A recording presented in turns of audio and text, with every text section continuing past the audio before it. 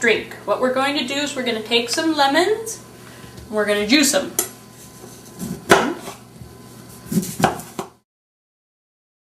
3 to 3.5 lemons per person, depending on how big your lemons are. I'm going to measure out 3/4 of a cup of olive oil. Add the juice of my 3 lemons. I'm going to take this and I'm going to set it on my nightstand. And when I stand next to my bed, right before I'm ready to crash for the night, which should be done between 9:30 and 10, I'm going to drink this in its entirety. I am also going to keep a little extra lemon juice next to my bed. Should I have any feelings of nausea, I can sip a little extra lemon juice to help cut that. I can also put a little bit of ginger powder on the back of my tongue to help cut any nausea that might occur. I've had nausea with one of my flushes, but the other flushes I didn't have any nausea at all. But better safe than sorry, because if you throw up the liver flush, it's not going to work for you. What we're going to do now for just a moment is the massage part. Now normally we would drink the drink, lay down in bed, and then go to massaging, and it would happen a couple of times in the evening before you fall asleep, and the next day you would do it again, maybe a couple of times to keep things moving through there, okay? We're going to use castor oil as our primary agent. What we're going to use this for is it will massage its way into the liver and kind of push things through. It's very electrical. It gets things moving in the liver, and so we're going to definitely rub that in. Now, you want to be conscientious what clothing you put over top of it, or at least that you get it rubbed in good, because it will tend to stain even though it is a clear oil.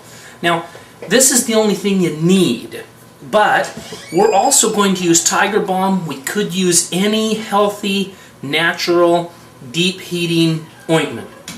Tiger Balm is what I'm choosing today, mostly because it's going to be the easiest for everybody to get. You can buy it pretty much at your regular grocery store nowadays. It's kind of everywhere and easy to get.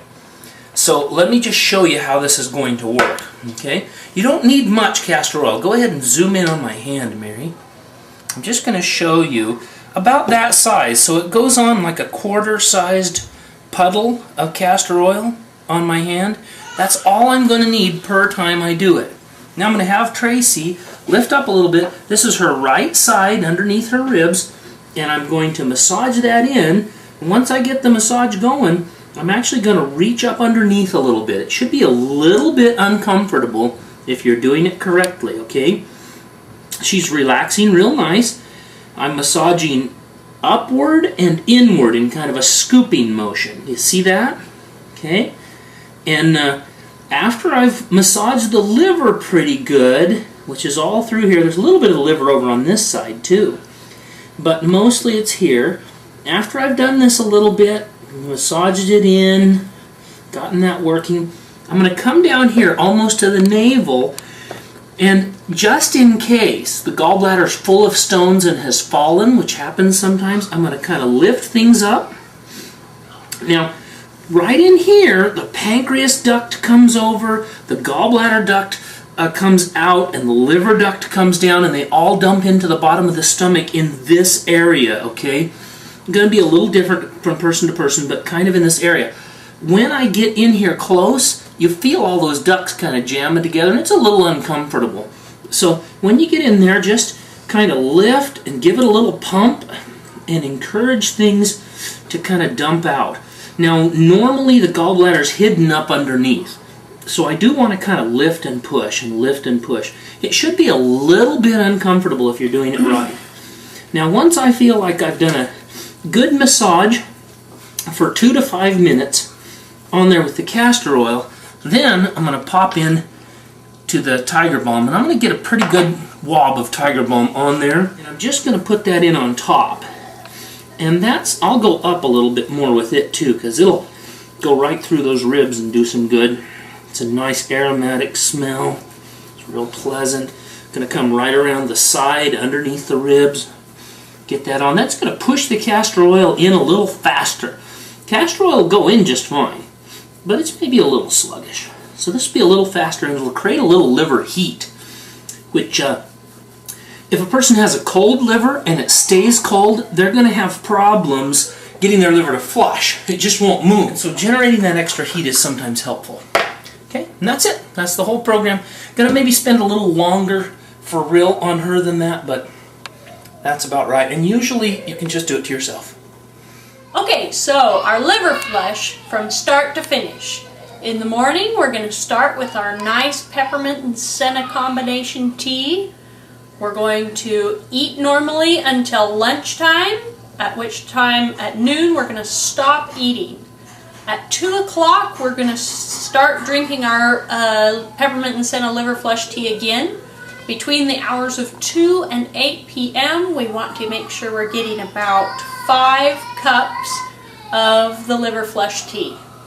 Then what we're going to do is about 9:30ish, 9:30, 10 o'clock, right in there, we're going to get ready to go to bed. And when we want to go to bed, we want to have our liver flush drink made up with the lemon juice and the olive oil.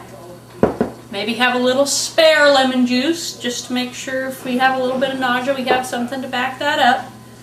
We're also going to take to bed with us our castor oil and our deep heating balm.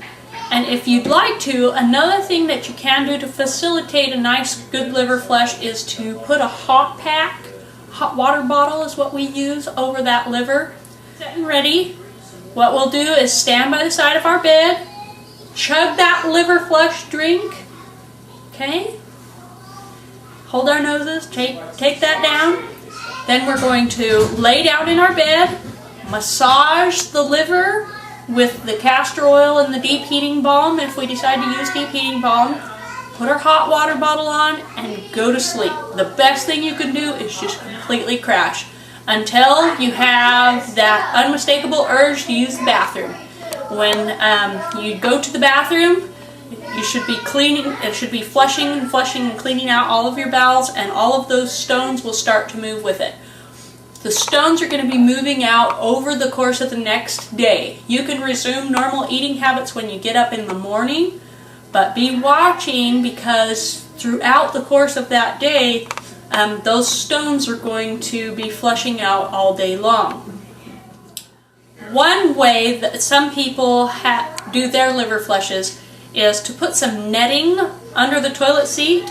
Lift up the toilet seat, put some netting under there, and put the toilet seat back down so it's kind of held onto the toilet, so that when they're doing the flush, the fecal matter can pass through the net, but the stones will stay on top. And what you do is you just get a big like pitcher of water, and after you have a bowel movement onto the net, you can take the pitcher of water and dump it through, and the water will rinse away all of the fecal matter and leave just the stones.